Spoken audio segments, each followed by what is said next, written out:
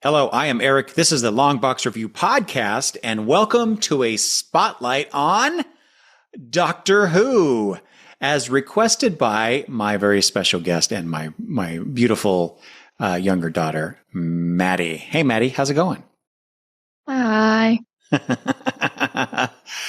Well, like I said, this was a specific request by you for us to talk about Doctor Who. Why did you want to do this? Because I like Doctor Who, and I started watching it with you when I was younger, and it was one of the first shows we really started watching together, so I thought maybe we should talk about it. Yeah, and there's one more element to that prompted us you to do this, which is what? Which is the subject of today's conversation. Blank stare. Let me answer that question for you, Madison. Yeah, because I don't remember. Well, it's because we decided to go back because, well, I should preface this by saying Madison started watching Doctor Who when Matt Smith came on board as the Doctor, and she had not really seen much of any Doctor Who before that. So we decided some time ago to watch the series from the 2005 reboot or resurgence, whatever it is, when it came back after a very long absence. I guess it was only, no, it went off the air in 89 and came back in 2005. So that was a while. But I wanted her to experience the new Who, so to speak, as we were calling it back then in 2005, with Christopher Eccleston coming on as the Doctor, as the ninth Doctor, and Billie Piper coming on as the new companion Rose. And so we were going to start there, and we're going to work our way towards Matt Smith's appearance as the Doctor.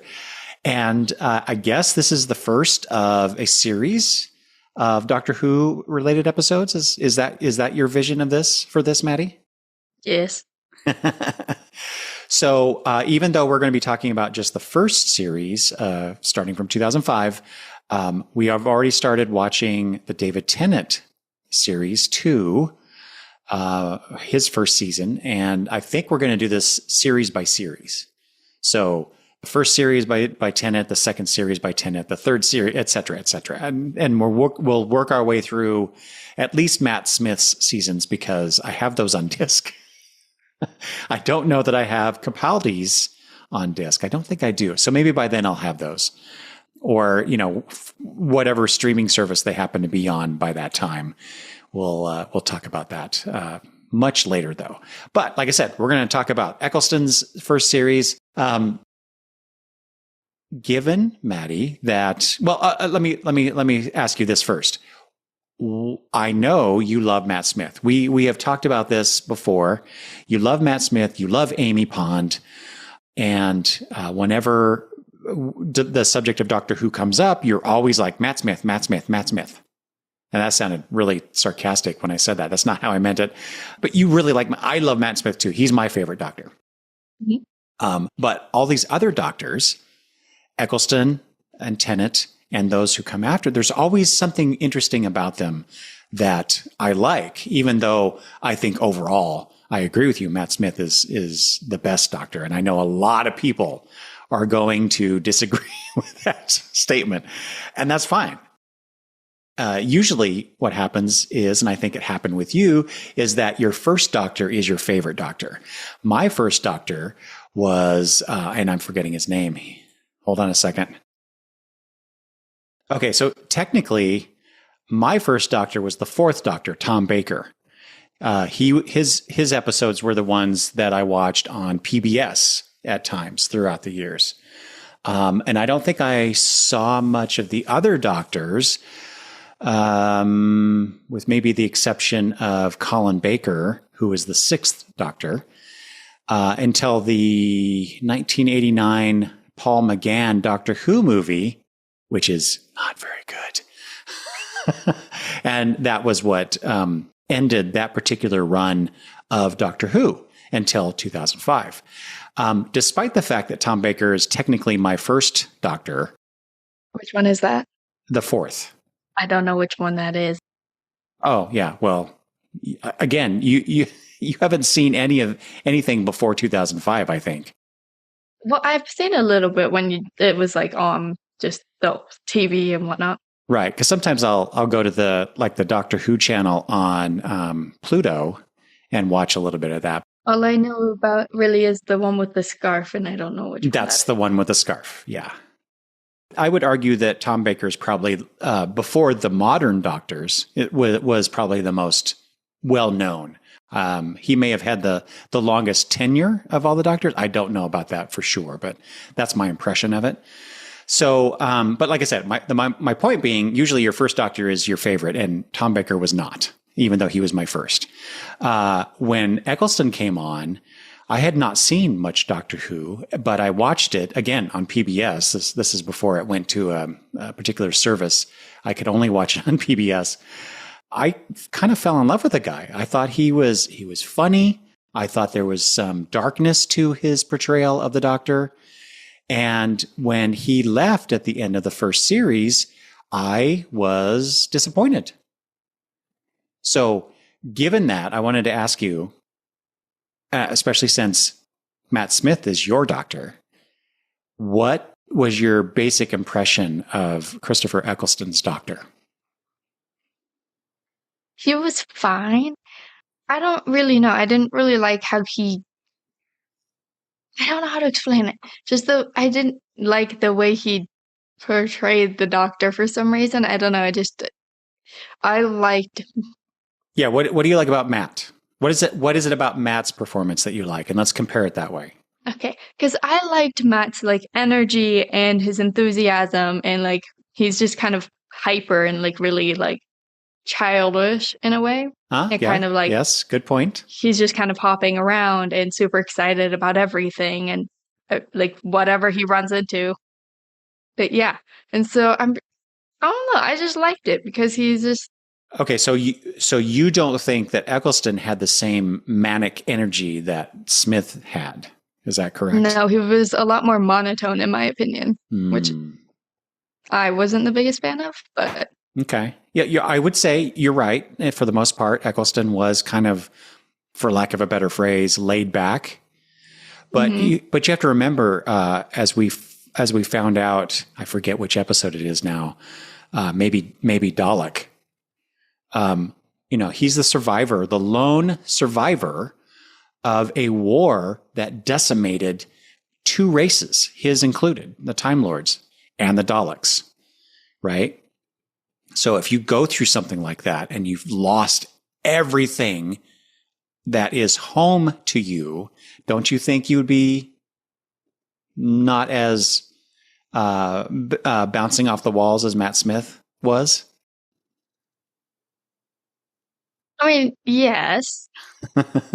So you can.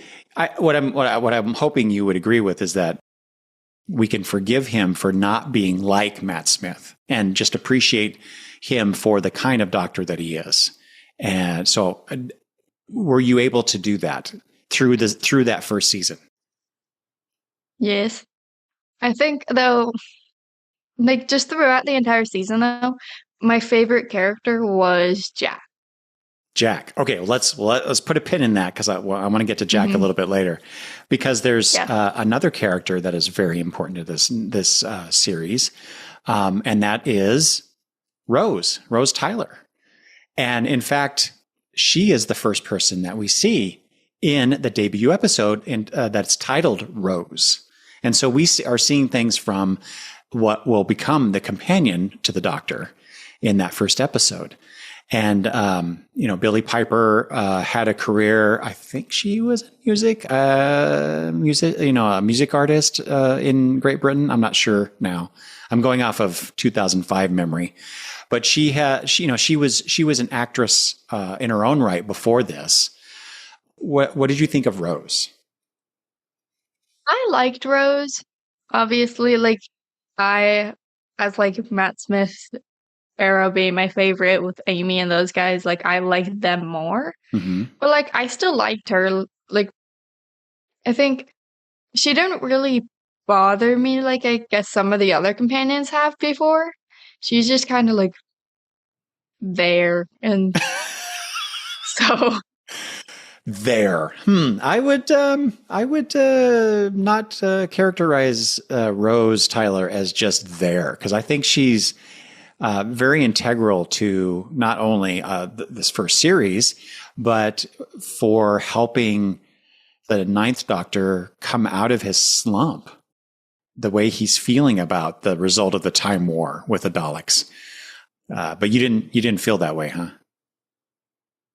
I mean, yes, I think she helped, but at the same time, I feel like she also kind of became, I don't want to say like an issue, but she kind of was a liability in the way like she always like was getting herself into trouble. Whoa, you don't think that Amy Pond ever got herself into a predicament that the Doctor No, had to I'm help? not saying that. Okay. I'm not saying that, but I'm just saying that she did that a lot. And I did look it up. She was a singer before Doctor Who. Yeah, that's what I thought. Yeah. Well, I've always thought of the Doctor Who's companions, kind of like Robin with Batman. He was he was the sidekick who always got himself in trouble, and Batman had to rescue him. So it's kind of the same thing. But what I think is unique about Doctor Who is that the companions can sometimes save the Doctor, and in more ways than one. Not just saving them from a particular peril, but also saving them from themselves. And I think Amy Pond does a really good job of that. Some other companions, you're gonna. When you get to, I am hoping anyway, when you get to Donna Noble with Tennant, there's a lot of that going on too. I mean, I love Amy Pond. Don't get me wrong. I love Amy Pond. But I think Donna Noble is one of the best companions ever. And so it'll be fun for me to see how you react to some of these characters that are coming that you've not really seen, I mean, you've seen Donna Noble much later when Tennant came back. Yes. For those specials before the latest Doctor. Mm-hmm. But you haven't seen her start out and her develop into his companion that she was. Yeah, I haven't really seen much of that, but what I have seen, like through social media and stuff, because I see a lot. I think I'm excited to see them together because like I've already seen stuff. It looks like a really fun, like energetic kind of relationship. So I'm looking forward to that. But yeah, from the companions that I have seen, Amy and Clara are my favorite. Yeah, I love Clara too. Amy, Clara, and Donna are probably my three. If I had to choose a top three, top five, Rose is in there. And Yaz. I really liked Yaz. I do like her too. From Whitaker's tenure. So anyway, okay, we're getting ahead of ourselves. All right. I wanted to, is there anything, again, Pin and Jack, we'll come to him later. Was there anything else you wanted to say generally about series 1? Like, I already knew about some of the like alien monster creatures and stuff. So like some of those I wasn't really surprised about, and some of the other ones I was more like, that's a bit weird. And then also, I think I like Mikey more than Rose. You mean Mickey? Mickey. Oh, Yeah. Okay. That's a good segue because I wanted to talk through not about the plots of the episodes, but go through the episodes specifically for the aliens that, the quote unquote bad guys that the Doctor has to deal with. And then some of the ancillary characters like Mickey, like Jackie, Rose's mother. So those are the two main ones that show up in that first episode of Rose. So you like Mickey, huh? Yes. And why is that? Well, he's very tech savvy, but he's just funny because he's so like kind of chaotic in how he reacts to things. And I just think it's funny and it's entertaining and it like keeps me I can't think of the word. I want to say focused, but that's not what I'm thinking. Keeps your attention? Yeah. It just keeps me like interested. Yeah. Okay. I would agree with that. In fact, I think that later I have a question about Mickey that I want to pose to you. But let's talk about Jackie, Rose's mother. What was your impression of her? I mean, I I like her, but she can get on my nerves sometimes. Oh yeah. I'm like, just stop. Just calm down. Yeah. Yeah. She was a kind of a tough pill to swallow at first for me, but she grew on me, because Yeah. she genuinely cares about her daughter. Yeah. She doesn't take any guff from the doctor, which was kind of Which refreshing. I enjoyed. Yeah. So Yes. Well, you'll see that with other characters as we go along in our viewing as well. And then, the bad of the episode in Rose were the Autons. Yes, Madison's making this motion with her hands. Basically the mannequins that come to life, which were kind of creepy, especially that opening scene where Rose finds herself in that back storage room. yeah. And they start moving towards her and all that kind of stuff. And then the doctor shows up, right? And says the trademark thing, run. Yeah. So, but what did you think of where the Autons rank in your alien bad guy ranking? I don't know. Like they're probably about 6. Oh, are we doing a ranking of 1 and 10, between 1 and 10? I don't know how else to rank them, I don't know. but they weren't bad, but like from what I've already seen, like I'm just more interested in some of the other ones. Okay, that's fair. But that one did, and had forever freaked me out whenever I would have to go to the store and all the mannequins were there. I hated walking by them. Thought they were gonna try to kill me. But that was before you ever saw this episode, right? Well, yes, but I remember seeing the mannequins when I was younger, so I don't remember the first time I saw them. I just knew about them. So, Well, it would have been many years later because this series debuted the year you were born, so yeah. it actually predates you. Yep. But I have watched Rose a few times over the years, so it's very likely that you had seen that before our watch.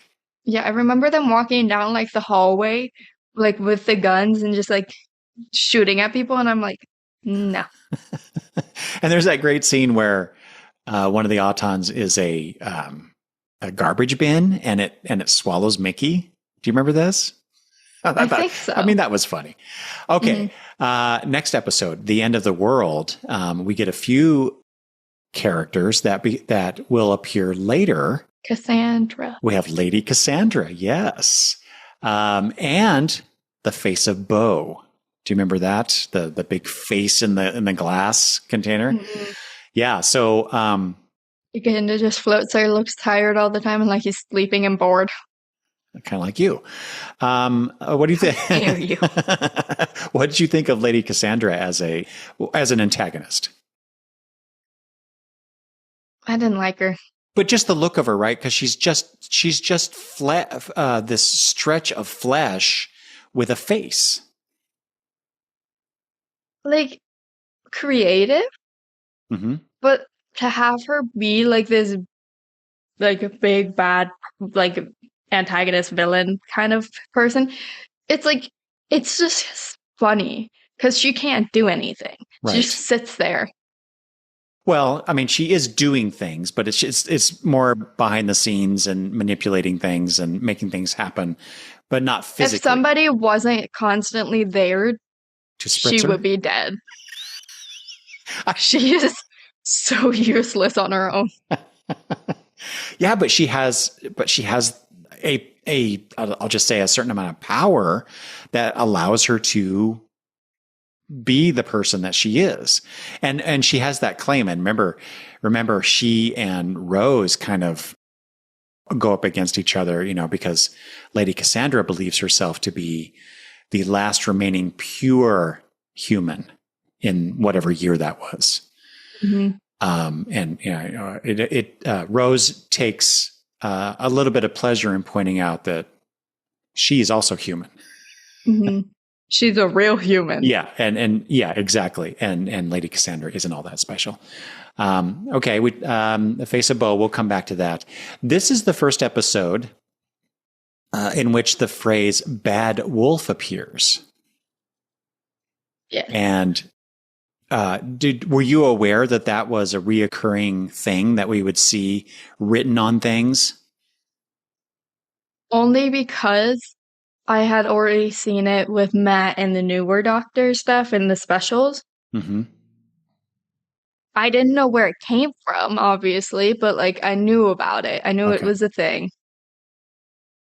It was like, because what I think about is like, okay, there's Bad Wolf that keeps reappearing. Same with like with Matt's seasons with the crack in the wall and all that.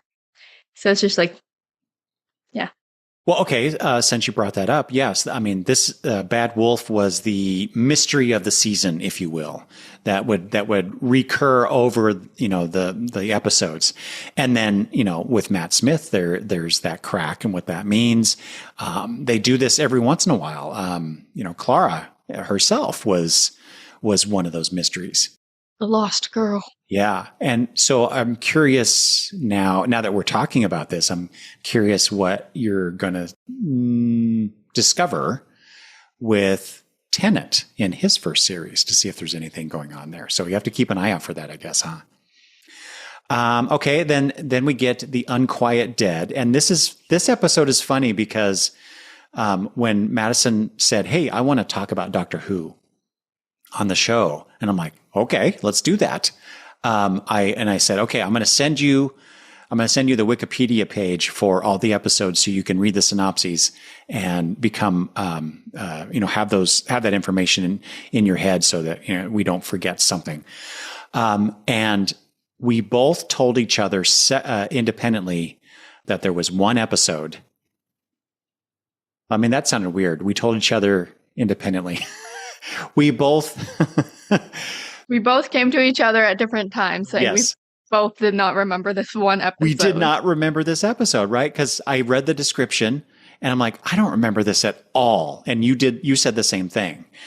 And this is the one featuring Charles Dickens. And this is the first historical episode of the return of Doctor Who. And you may not know this, but Doctor Who, when it started, was meant to be a children's program that Are they trying to traumatize the children? It could be. But the intent was to educate children about history, about English history. And so there would be where they would travel back in time and see, I don't know, whatever, and this character and whatnot. And so that's something they brought back with this, though it is the focus of this series. The return of Doctor Who is definitely not for children. It was more for adults. I mean, obviously kids can watch it too, because it's not that bad of a show. I mean, there are some things that are kind of spooky depending on how old you are, and we'll get to that eventually. Yeah. But anyway, but we get Charles Dickens here. And the thing I love about this is that the Doctor and companion inspiring an artist, as they did in this episode with Charles Dickens, because what they have to go through as they deal with the Gelth, the vapor, the blue vapor aliens, the souls. Yeah. Well, I mean, that's what they think it is, but they're really just aliens that take over these bodies, right? That becomes a recurring motif in Doctor Who. You saw it first with Matt Smith and Amy Pond and one of your favorite artists. Do you remember who that was? Was it Vincent? It was Vincent. Yes, exactly. Okay. I was going to say he is my favorite. So if it's not that, then I got no clue. So yeah, you'll have to keep an eye out to see if Tennant does anything like that as well. I do like about this episode, though, that Charles Dickens does end up saving both the Doctor and Rose. So. I was just going to say that. Yeah. And yeah, I believe that's unless I got something wrong, this was the first episode of the season in which something like that occurs. Because they're the Doctor and Rose are behind this gate of some kind. You're in like a cell. A cell, right? But all these possessed dead bodies are coming for them, and they're going to be taken over, right? And if it wasn't for Charles Dickens having a Doctor moment by extrapolating what he knows and figuring out a way to defeat the Gelth, they would have died. Mm-hmm. Or at least that's what they want you to think. Obviously, if Rose would have died, the Doctor would have survived. Well, in his case, he would just regenerate.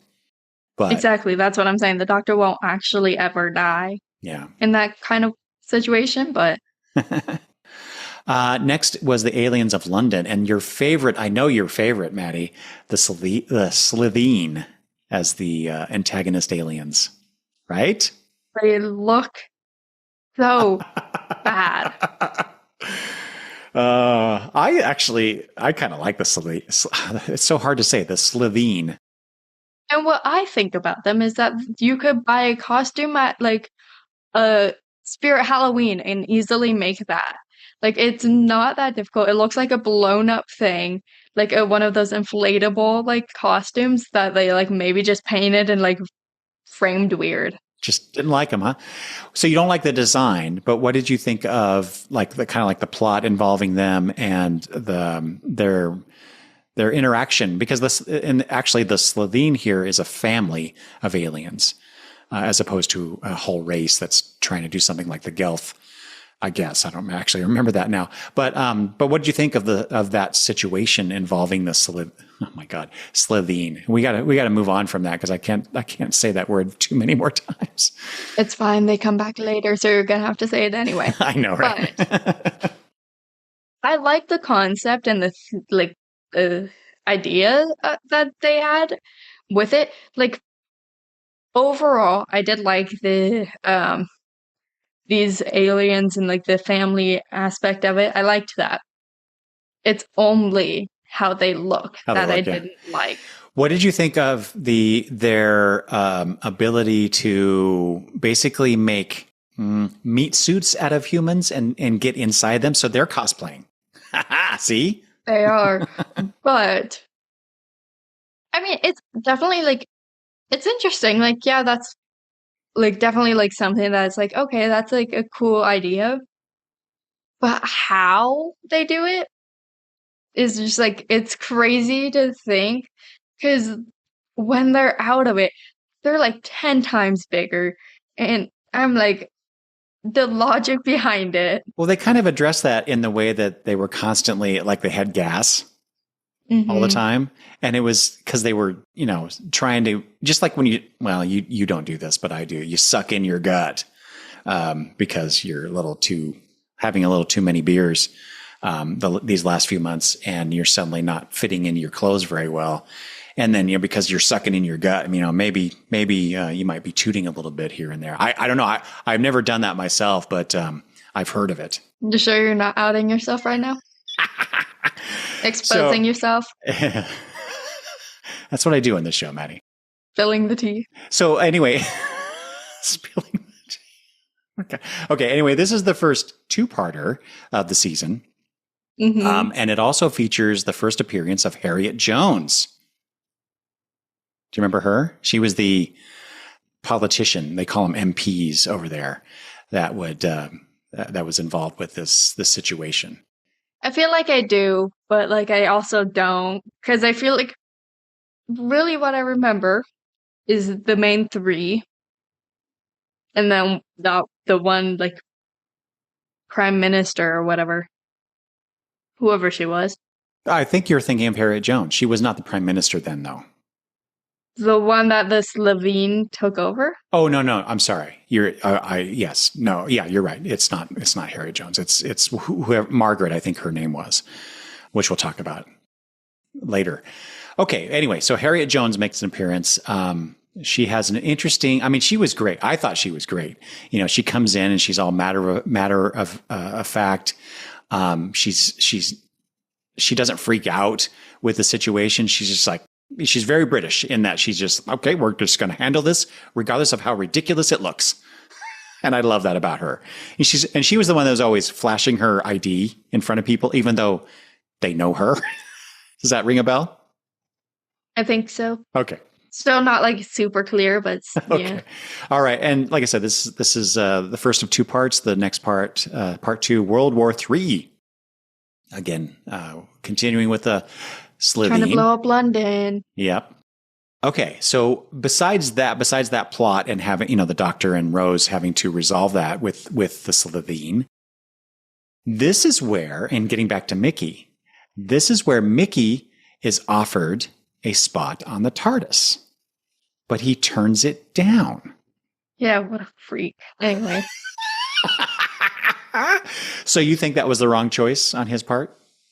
Yes, especially after later, after they leave, he's all upset and kind of whiny about it. Mm-hmm. You mean before this? Yeah. I mean, also after, but yeah, definitely but before yeah, this. he gets upset and whiny that she's leaving when he's offered a chance to go with them, but then refuses. It's yeah, it doesn't make sense, does it? No, he needs to make up his mind. He and in it he basically says that what he's seen scares him, and he doesn't want to be a part of that. What I want to know as a behind the scenes kind of thing what was the problem? Why did they offer it but not have him go? Was there some issue with the actor? Not issue, but was it a scheduling thing? Because the Doctor, maybe, as you know, with Matt Smith, he travels with multiple companions sometimes. But I was okay. So let's put on your imagination hat for a minute. What if Mickey had gone with them? How do you think that would have changed things, especially the dynamic between the Doctor and Rose? So, from what I have seen and kind of how Rose reacts to things, it makes it seem like, yeah, she's happy to see Mickey every once in a while, but she likes being the Doctor, with the Doctor and having him all to herself. It's kind of like a jealousy thing. Yep. And so I feel, and when he agreed to come, she kind of had this look on her face like, are you serious? No, I don't want you here. I'm leaving you behind and I don't want to be around you.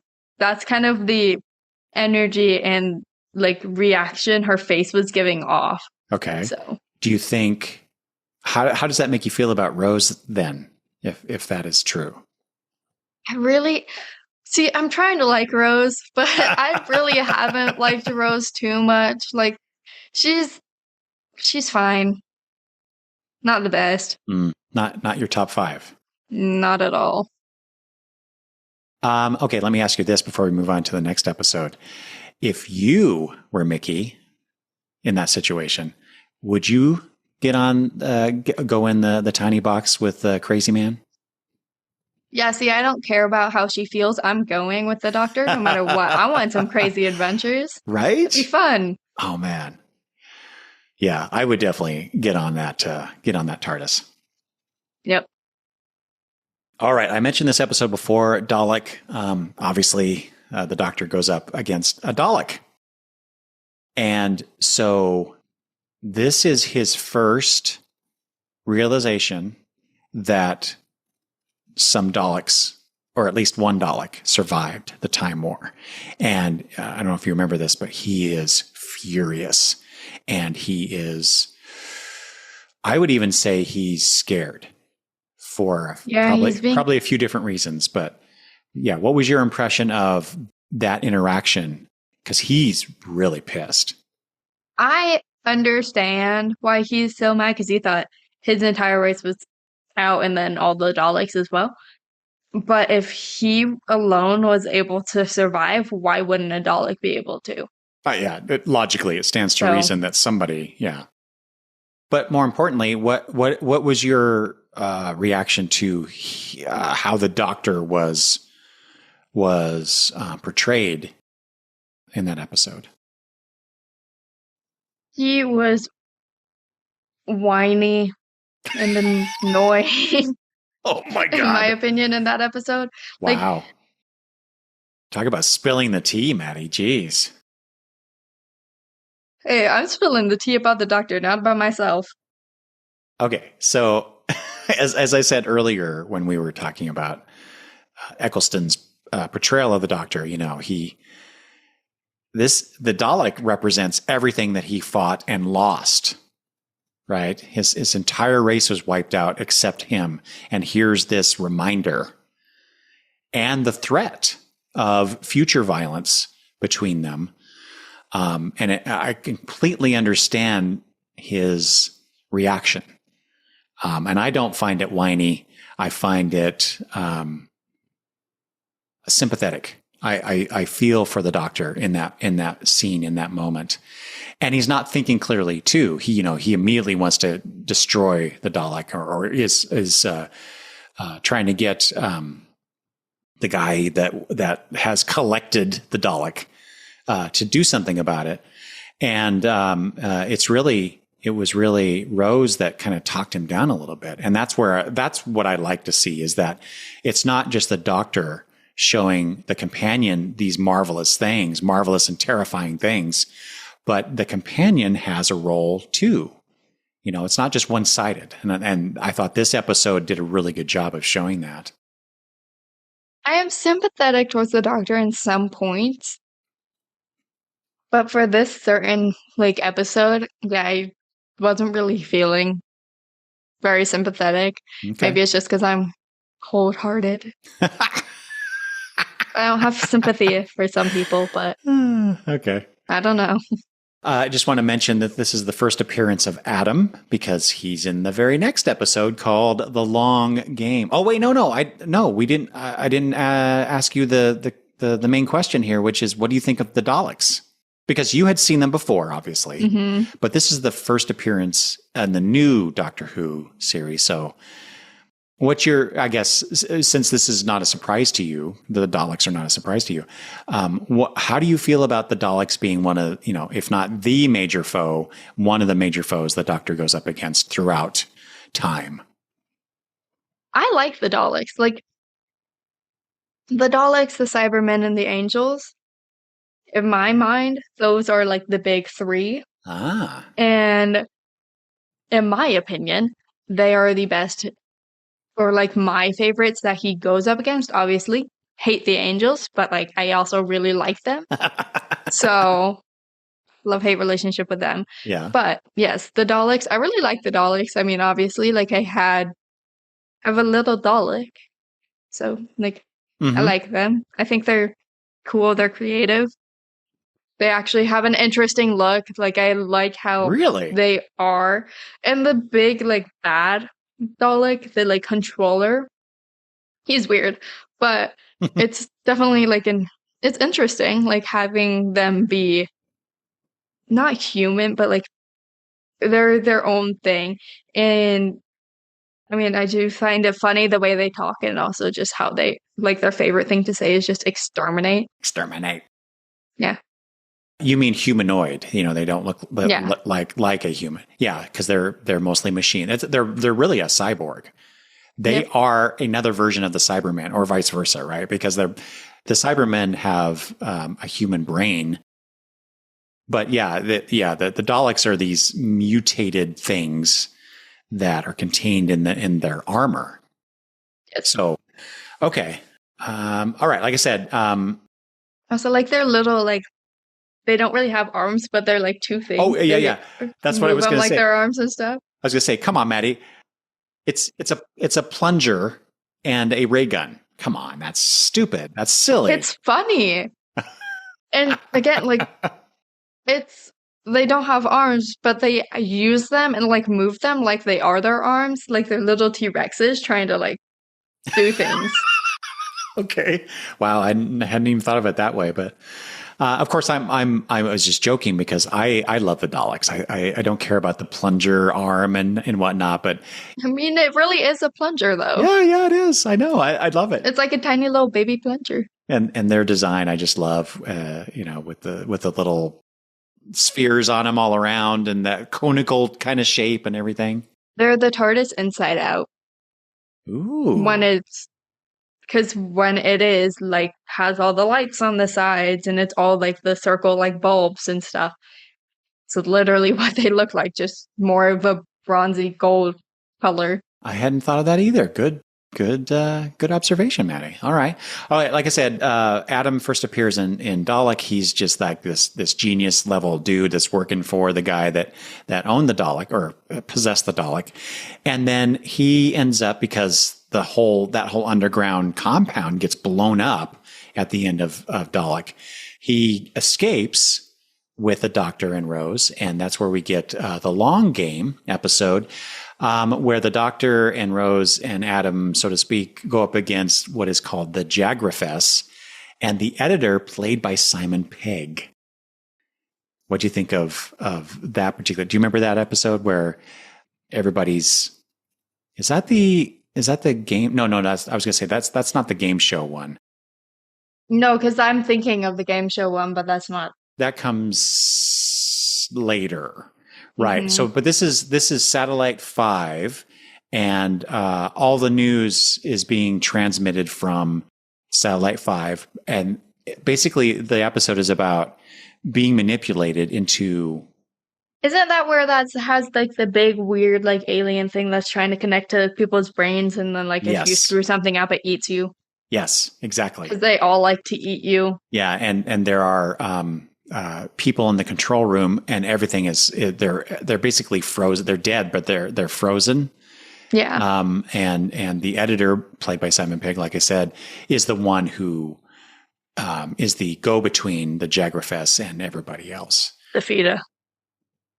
Let's see. Well, my notes here, I wanted to talk about Adam, because in the end, so yeah, the thing in their head, the port, that is they can, through this machine, once you get the port installed in your head, all that information just goes directly into your brain. Yeah. Adam decides to get that, but and I wanted to ask you about this because he's banished from the TARDIS at the end of this, because the Doctor is ticked at him for what he did, because Adam gets this information from the future and then calls his parents in the past and leaves a voicemail. I don't remember exactly what the voicemail was, but presumably he's giving them information about the future and therefore change the future. I don't know. I found that interesting because I thought, oh, here's where they're going to introduce another companion. And he has 1.5 episodes and he's gone. You know, because he could have been a possible romantic interest for Rose, or, you know, that we get a romantic triangle between the Doctor, Rose, and Adam. The Doctor would get too jealous. We'd experience it with Jack. However, because I found that interesting, I was doing a little bit of reading on this. It turns out originally the episode was supposed to be from Adam's perspective. And he would see how strange and scary the Doctor was and decide not to stay. So then they turned it into he was being stupid. Let's kick him. Well, there's a reason for that too. They wanted to explore the idea of a, you know, failed companion, one that doesn't quite measure up. So that's kind of what they went with here. What was cut from this episode was that Adam had a reason for getting the port and providing the information, and that was that his dad was dying. But that whole bit was cut. I was going to say, yeah, we never found out about that. Yeah, that whole bit was cut. So it provided some motivation for Adam that never got to be on screen. So had we seen that, I think that would have been a lot more interesting. But then the Doctor would come across as an ass, if that were the case. I mean, he kind of is, though. Like, if you just think about it normally, like, yes, he's, like, a majority of the time, whatever, he's fine, he's nice, blah, blah, blah. But the other 5 to 15%, he's kind of a dick. Well, again, I think that goes back to what he is dealing with. I think this Doctor has PTSD from the war. Imagine having to deal with the constant death of people that you fall in love with. You know, I don't mean necessarily romantically, but you're around these people and you become attached to them, and they end up dying or just leaving, and that happens over and over and over to you. I think that would be traumatic. What I want to say before we go into the next episode is that I always felt like the Doctor's response to Adam was a little over the top, especially considering what Rose does in the very next episode called Father's Day, in which Rose convinces the Doctor to go back to the past so that she can see her dad, who died years before, one last time. And while she does that, what does she do, Maddie? She screws with the timeline and tries to save her father. Well, she does. She does save her father, thus creating a rift in, not the time vortex, in the timeline. Causing these creatures to come, and then the entire church gets attacked and all this stuff, and then many people die. Including the Doctor. Yes, because she is stupid.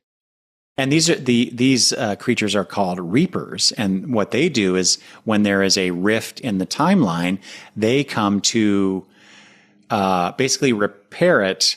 But they repair it by taking out all those people whose lives were directly impacted by this change, which I find interesting because I think there are other episodes later in the run of Doctor Who where this happens and we don't see the Reapers again. But I'm not sure of that. Yeah, because that was the first time I ever saw them. Yeah.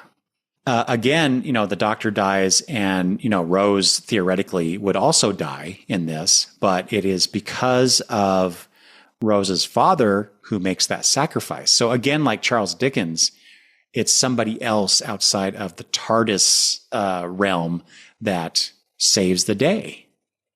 Yes. So that happens again.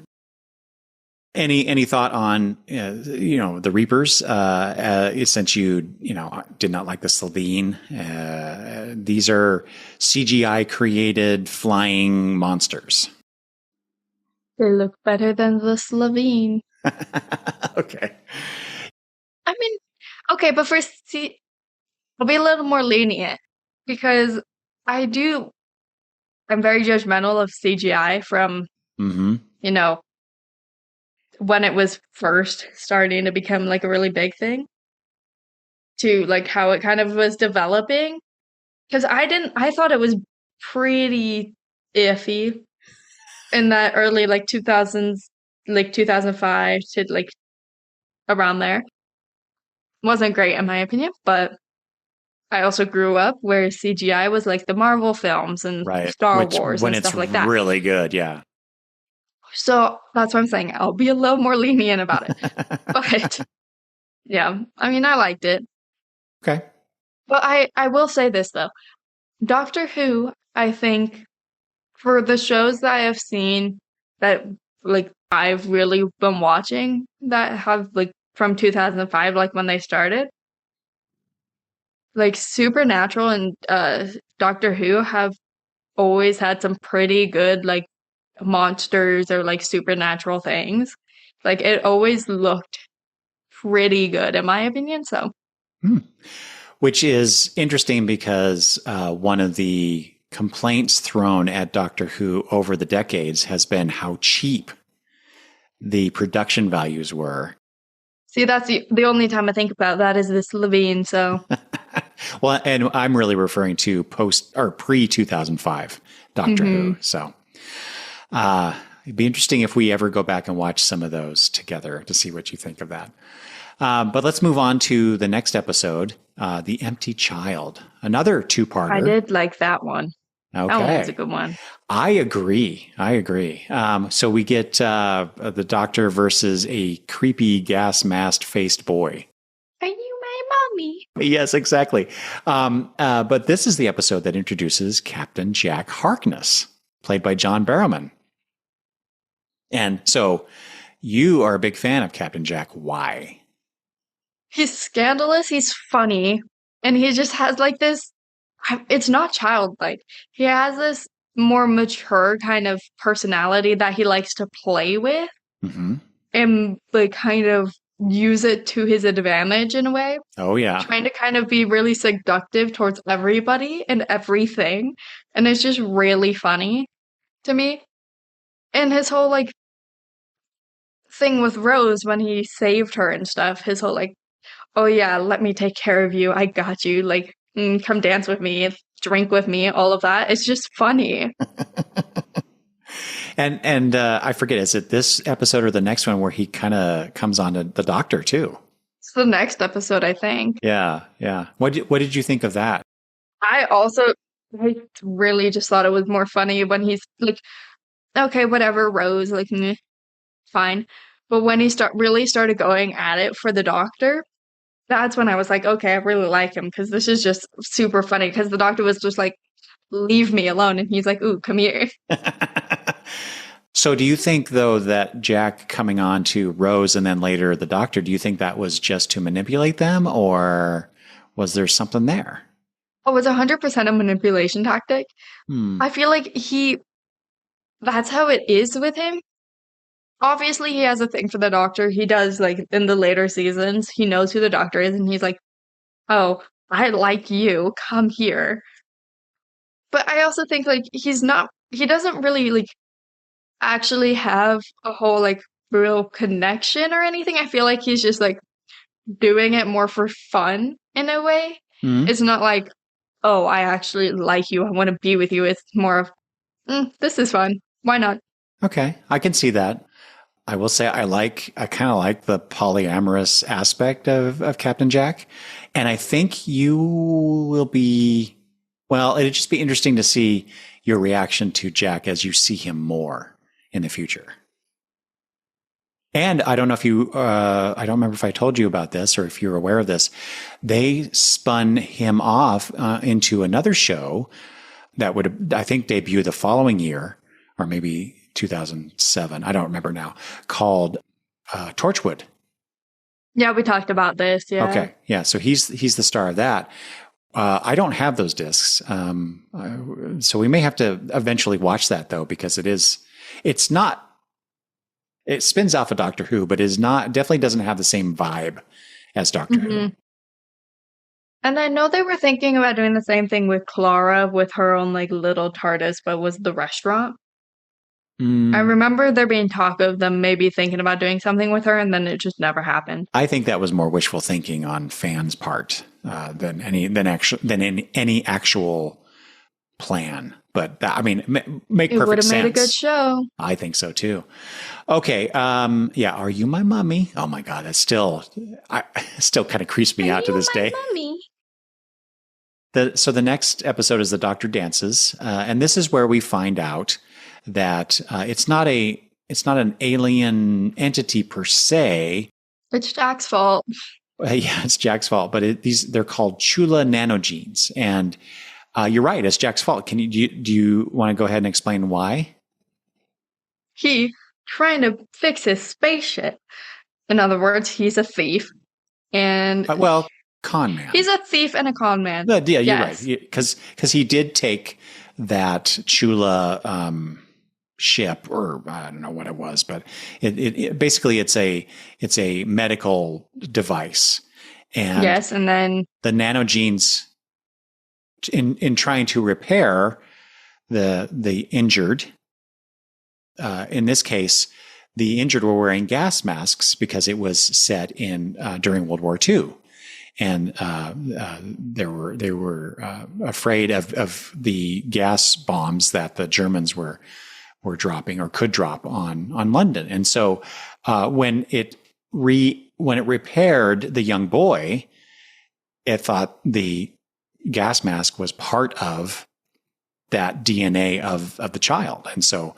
And then when other people died, the nanogenes spread out and did the same thing, because I think it did it first on him, and then it assumed that all humans were like that. And so all of them were being transformed into these gas mask wearing creatures. But it only happened after the boy had touched the person. He spread it to everybody else. Yeah, exactly. Yeah, he's the carrier, if you will, of this. Although it did spread different. I don't know. I don't remember now the details. But anyway, what we find out also is, and I think this is why these two episodes really resonate with me, is that there's a young lady who ends up getting involved in this, and she's trying to help out some of these orphan kids by breaking into people's houses when there are air raids so they can eat their dinners and whatnot.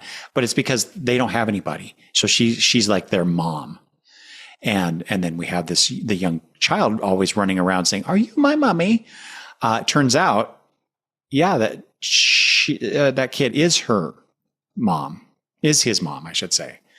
And it's through her, by actually embracing her son, that they're able to, the nanogenes are able to detect the actual DNA, and then it cures everybody of the affliction.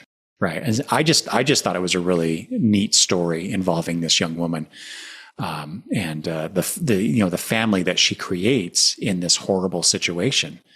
That is the Blitz in London during World War II. So Nancy, that's her name. I was trying to remember her name. All right. Anything else about the Doctor Dances, that two-parter? No. No? Okay. Well, let's go to the return of the Slitheen in Boomtown. So that makes it 1, 2, 3, 4, 5. So it's been 6 episodes since we've seen the Slitheen. And so we get them back, or, one of them back. And this is, like I said, I think this is the Margaret character. So how do you feel about having a villain returning so soon? I'm not surprised about it. I mean, I don't mind it. I like that they had a little bit of a break before bringing her back. Because from the Doctor Who that I've seen, it's, again, the big 3. It's always one or the other, and then it just seems to be going back and forth with maybe another thrown in from, just from what I remember watching. So you're predisposed to having Doctor Who villains show up multiple times. Yeah. As you're watching. Okay. I would say, I think it's kind of weird that they did this just from so many decades of watching television. They didn't normally do that in the shows that I watched when I was younger. But I really like this because this is Margaret. I hope to God that I'm getting that name right. I'm going off. You want me to look it up? Yeah, look it up while I'm talking here. Because while she is, still trying to manipulate things and whatnot, when she is captured, it becomes a morality play, in that she's trying to say, I was made this way. I didn't have the chance to be better and whatnot. And, the Doctor at first doesn't care. She needs to pay for her sins, basically. But she does, in the end, get to be reborn, because she ends up, I forget the particulars, but they are able to open up the heart of the TARDIS. And when she looks into the time vortex, she is reborn, literally reborn, and becomes a baby Slitheen, and I think an egg in that case. And she has another chance at being a good person, so to speak. So what did you think of this episode and Margaret, for lack of a better name? I like the episode. And isn't this the episode where Rose also looked in? No, that happens next. Oh, my bad. A little early. No, I liked it. I thought it was an interesting way to address it and pretty much bring that kind of situation kind of to an end, without them kind of killing each other off, in a sense. So I thought it was a creative way to do it. Yeah, I did too. Actually, I like this Slitheen episode better than the original, but you kind of have to have the previous parts in order for this one to make sense. Yeah. Okay, here we are at the Yeah, final. it is Margaret. Margaret. Margaret Blaine. Thank goodness I was right. Okay, let's move on to the last two episodes, which are a two-parter and an end to Eccleston's run as the Doctor. First off is the episode called Bad Wolf. So they put it in text, an episode of what Bad Wolf is, and again we get a return because this is Satellite 5 many years later, or maybe a year later. I don't remember what it was, but they come back to Satellite 5 later than what we've seen it before. Only instead of news, these are game shows, and these are deadly game shows. The Weakest Link. Had you ever seen The Weakest Link when it was on? So it was I think it started in Great Britain and they brought it over to America. And it was a trivia, basically like everything else they do. Yeah, pretty much all the good stuff comes from Great Britain, but it's basically a trivia game show. And if you cannot cut it, you are deemed the weakest link and you are eliminated from the game. But in this case, the Weakest Link is run or hosted by a robot that is, I can't remember now if it was voiced by the same actress that was on the show, on the real show. But if not, it sure sounds like her. But certain people, well, okay, first of all, I should say the Doctor and Rose are separated and they have no idea what happened, why they're there. But Rose is thrust in as a contestant on this game, the Weakest Link game show. Jack goes, there's some sort of, I can't remember the name of the show, but, how you dress type of thing. The makeover show. Yeah, makeover show. Right. And the Doctor is, I forget now. Do you remember what the Doctor was doing? He's in a house. Oh, yeah. Like it's Big Brother. Yeah. So, they each have to deal with these situations. But as we see, people, like I said, die if they get it wrong or they get voted out or whatever, right? And so there's some stakes here. Because they get voted out by the audience if Right. in Big Brother. So the audience chooses who's dying. Yeah. And the Doctor tries to convince people to just leave, just to get out of there. Rose is not taking the game seriously until one of the contestants apparently gets disintegrated. And then she has to deal with it. And she apparently dies in the episode. Jack almost does. He is able to manipulate his way out of it. And like kind of kills the robot. Right. But we, as I put on after they make him naked. I was just gonna say, we get to see more of Captain Jack in more than one sense. I don't know if you were ready for this, but we see a little more skin in these shows than we're used to here in the States. But at the end of Bad Wolf, it's revealed that the power behind all this is, do you remember? No, I've been trying to remember since we started talking. It's more Daleks. So we get another return, two returns in this. We get Satellite 5, the Daleks, and that leads us to the final episode of the season and Eccleston, The Parting of the Ways, which I think is a really good title considering what happens. So during the course of this, the Daleks are coming. They're going to board Satellite 5 and kill everybody because that's what Daleks do. And the Doctor is trying to figure out a way to stop them. There's something called a delta wave that's supposed to stop them. Yeah. And he has to generate it, but it's not, that's not going to be in time. He ends up, and this is another question I had for you. He tricks Rose into going to the TARDIS and then sends her home to protect her. Mm-hmm.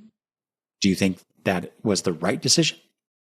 If he knows that, it's not going to make it in time, she's going to die, and he, don't care what Rose thinks, he promised her mom that he was going to keep her safe and alive. Exactly. So good. He's keeping that promise. Mm-hmm. I don't care what Rose thinks. Rose can go cry about it, but But he completely takes away her agency in this whole situation. She chose to come under the TARDIS, knowing the dangers, eventually knowing the dangers, right? She accepted that. yes, but he made a promise. So his promise supersedes her ability to make a decision for her own self. Yeah, in my opinion. Because if it were me, no, if you think about it in this way, if I were Rose and he had made the promise to you, if I knew the risks and he didn't send me home and just let me stay there and I'd die, Mm-hmm. there's no way it would have ended well for anybody. Well, okay. Yeah. As a father, I would totally agree with that. Yes. Send you home. Send Rose home. As a companion to the Doctor, I would choose to stay to help. If he knows there's nothing you can do, though, and you're just kind of waiting it out like she was, there's no point in him keeping her there. If she's just gonna stay there to die, there's no point. But they've been in situations like that before, and he didn't send her home. But that's because there was less of a risk of her actually dying. I don't know. If it hadn't been for Charles Dickens, they would have bit the bucket. Well, you can't really shove her into the TARDIS in that episode because where's the TARDIS? Not Right. with them. Right. So Okay. it's not like he really had a choice. So anyway, like I said, the Doctor sends Rose home, and that's when she realizes that, because she sees Bad Wolf again, Mm-hmm. and she realizes that Bad It's Wolf everywhere. is not a warning; it's a message. Mm-hmm. And she thinks that, I think she has a intuitive leap, and because we saw this in Boomtown, where Margaret got to look into the time vortex and was able to save herself, essentially, with the assistance of the TARDIS. She thinks that she can basically get the TARDIS to do what she wants if only they can tap into the time vortex. And so she, Mickey, and Jackie, working together over the course of the episode, are able to break that plate open, and she's able to access the time vortex. Breaking many cars.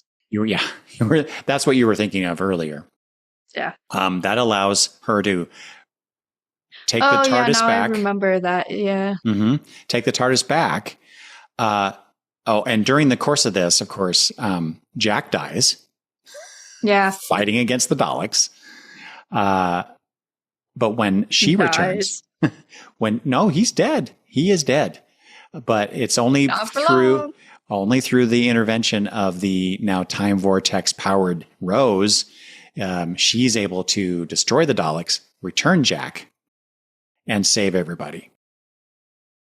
And as she says in it, she is the Bad Wolf. And it was her, possessed of this energy, this time vortex energy, that had all those messages, the Bad Wolf painted here or printed there throughout their adventures throughout the season or the series. As I said, a message to get her to, at the end here, to realize, oh, I have to do this in order to save everybody in this situation. So before we get to the bad part of this episode, what do you think of that whole idea of the Bad Wolf and her having that being possessed of that energy and what she does with it? I mean, I like the idea of it. I thought it was neat, but I don't really know. Like, considering what happened to Margaret, she shouldn't have survived for as long as she did with it. Mm-hmm. So why do you think the rules are different? Well, she's human, so I feel like because she's human, she honestly, in that sense, it would make sense for her to die quicker because humans are weak. But I don't know. It was definitely like an interesting idea. Well, if you think about it this way, let me pose this. So Margaret was looking for redemption, and the time vortex, the TARDIS, I think helped interpret it in the sense of, I'm going to give you what you want by reverting you back to an egg, and you get to be reborn and do things differently. In The Parting of the Ways, Rose, her desire is to save the Doctor and everybody else. And so the TARDIS gives her that ability to be the conduit by which that happens. And so if that is, I'll just say true for lack of a better word, what I'm curious to see what you think of, because there are other instances in which the time vortex energy is released. And so how does that play out? So you'll have to keep an eye out for that. Yeah, I mean, thinking about it in that way, because I forgot about the what they want aspect of it. That makes sense. Like, I understand it, but at the same time, I don't understand why her mind would be able to stay kind of put together and focused and not have her go insane. Well, And kind of they do address that though, because she, after she fixes everything, she basically collapses because it's too much. A human cannot contain the energy of the time vortex. And so in order to save Rose, what does the Doctor do? I just feel like in the sense of that happening though, it would have happened quicker the more work she was doing. And I just feel like the more you're trying to do and the more you're pushing yourself with all this stuff and pressure, it's easier for you to break quicker. Yeah. And crack and stuff, but she didn't. Except for when the plot demands that she withstand it for as long as she did. Yeah. Anyway, but what do you think about the Doctor? The whole thing with the Doctor, pretty much absorbing that energy and making him regenerate quicker. I wouldn't say he regenerated quicker. It caused him to have to regenerate. If he didn't do that, he probably would have had a little more time as that version of the Doctor before he regenerated. But because he took in that energy, he regenerates quicker, saving Rose, but pretty much passing on his old self and becoming this new version. He's reborn again. He's reborn like the Slovene Margaret was. Right. Yeah. He's a little baby, but he's not a baby. Well, in a sense, because, well, we'll get to that in the next series. But so the Doctor, the 9th Doctor is dead. Long live the 10th Doctor, right? So after watching that season, you were not thrilled with Eccleston. And now that we've talked through it, do you feel any different about Eccleston's Doctor? Not really. I mean, he was fine. But again, I didn't like how more monotone and kind of relaxed he seemed compared to the other ones. I do not agree with your depiction of Eccleston. Anyway, that's fine though. Compared to Matt, he was a lot more monotone and relaxed. I wouldn't say relaxed. Matt's bouncing off the walls and acting like a bunny rabbit running around. Okay.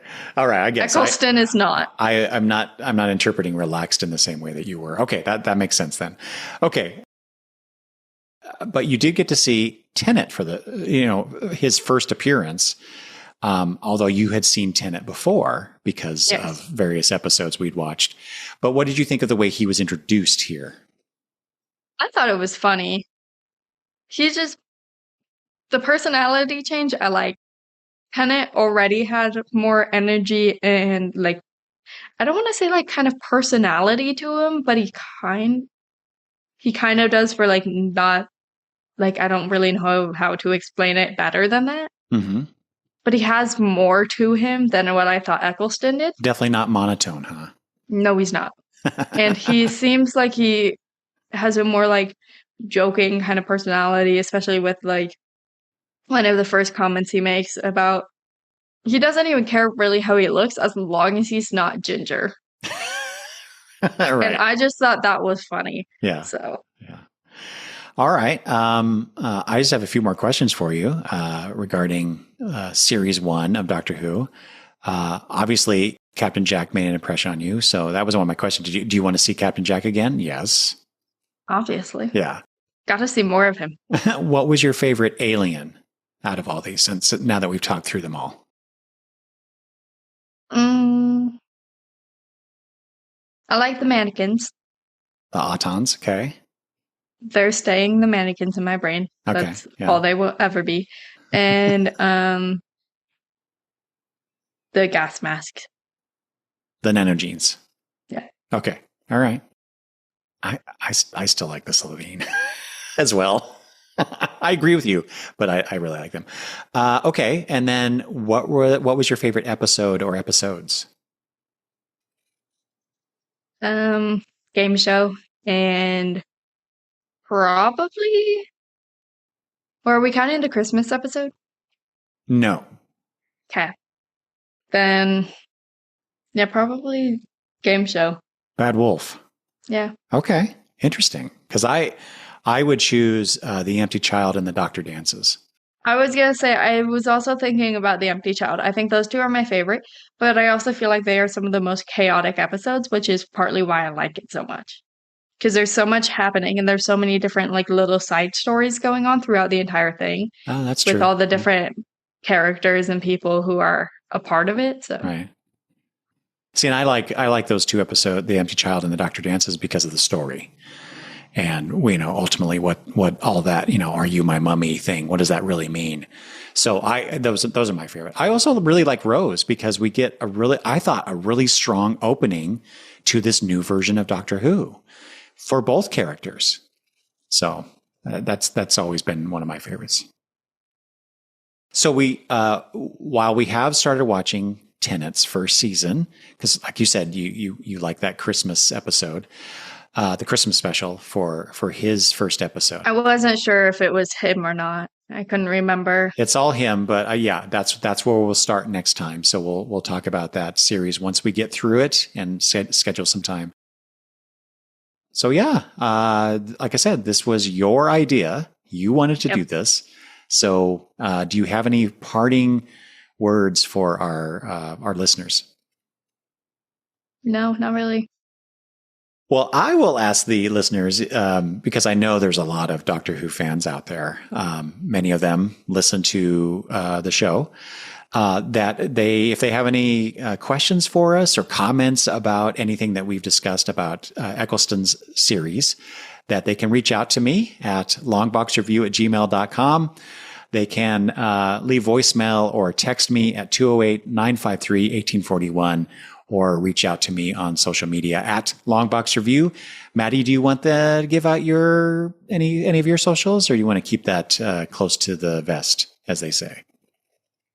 Fine with giving out my socials. Come talk to me. Okay, go ahead. What is it? What social do you want to spread out among the interwebs here? I'm on Instagram the most. So my Instagram is literally just mads2005.2024, and that's it. And then just come talk to me. I'll respond. Right. So when this goes live, Madison, you should post on there so people know that if you're okay with that, post on Instagram that the episode is out, and then, like I said, people can come there and converse with you, because I'm sure they'll find your take on things much more interesting than mine. So anyway, she just smiles. All right, Madison, this is a lot of fun. It was really cool that you came to me and said, "Hey, I want to do this," and I'm like, "Okay, let's do it." So I quite enjoyed talking with you about Doctor Who, and I can't wait to do more of these in the future. So with that, thanks everybody for listening, and we will talk to you later. Bye-bye. Bye.